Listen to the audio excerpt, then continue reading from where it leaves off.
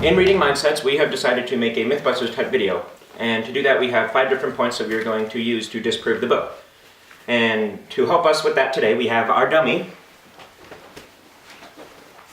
Buster. And the 5 points that we are going to use are falsified data, contradictory facts, bias, outdated resources, counterpoints or simplification, and then we have a bonus. And one of the points we have is false data, and we've been talking about science versus pseudoscience. So what is the difference between science and pseudoscience? The basis of all reputable science is prediction and falsification. A claim has to be made, which we can then attempt to disprove. If we can't disprove it, the claim holds and we accept the theory as science. If the claim doesn't hold, we've learned something. We move on, we make progress, that's science. Pseudoscience doesn't work like that. It makes claims, but they're so slippery that you can't disprove any of them. And Mindset's theory makes several falsifiable predictions. Having a growth mindset leads to a better academic achievement. Having a fixed mindset leads to a poorer academic achievement. And giving students a growth mindset intervention improves students' academic performance. It is not black and white as asking whether you have a fixed mindset or a growth mindset. It can be more of a continuum that we move along different points in our life, and that it can be influenced by different contexts. Thank you. Hey guys, I'm talking about the contradictory facts in the Mindset book by Carol Dweck. The book said that you can put kids into a growth mindset by telling them that they are being tested and that an ability or skill can be learned. But it's really a state of belief, like how you can bring a horse to water, but you still can't make it drink. So we've also been talking about bias and how that Carol Dweck is biased.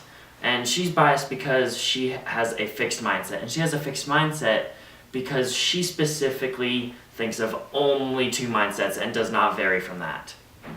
She also is biased toward the growth mindset and that she's trying to become a growth mindset. She thinks that she has something to prove to the world, but in actuality, she has something to prove to herself. Hey guys, today I'm talking about the outdated resources in Mindset by Carol Dweck. This book is over 14 years old, and its resources are even older. This helps to prove our point in the fact that the book in itself is partially flawed. So this is a continuation of our points, but I've decided to talk about some of Carol Dweck's points in the book Mindset that are true. So even though this book isn't liked by many people, there are still many good points and ideas in it. For example, she focuses on only 2 mindsets, but these mindsets are the 2 most basic mindsets and the easiest to teach to people at a young age. Secondly, she basically says that people with a fixed mindset can't be successful, and she has many examples of it, but her main example is of John McEnroe, who was the best tennis player in the world, and he had a fixed mindset. And most people would say that she's wrong, but compared to how many people in the world have a fixed mindset, the amount of successful people with fixed mindsets is very small. Peace up, A-Town down. So in her book, Carol Dweck talks about how Tiger Woods was one of the most influential growth mindsets out there. Back in the early 2000s, he was one of the greatest golfers in the world, until he was found cheating on his wife with multiple women. And after that, he fell from the best to the lowest. And so obviously, Carol Dweck's facts on him were wrong. But with his recent tour win, he has finally found his way back on top. So we've been using different myths and proving different points about how the book Mindsets is false. So the contradictory facts and bias are plausible with her theory, but her theory was busted with falsified data and outdated resources. And we concur with some other points made by people reading this book, and we concur that the book should be used as toilet paper.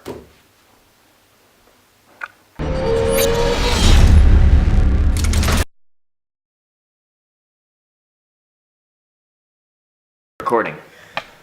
It is.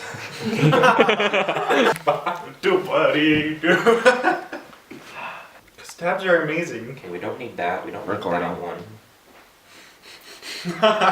We don't need recording. We're wasting so much data. So, in reading mindsets, we have decided to make a Mythbusters video to try to prove different points. Just go with that. But book said that you can put kids into a... Stop it, Josh!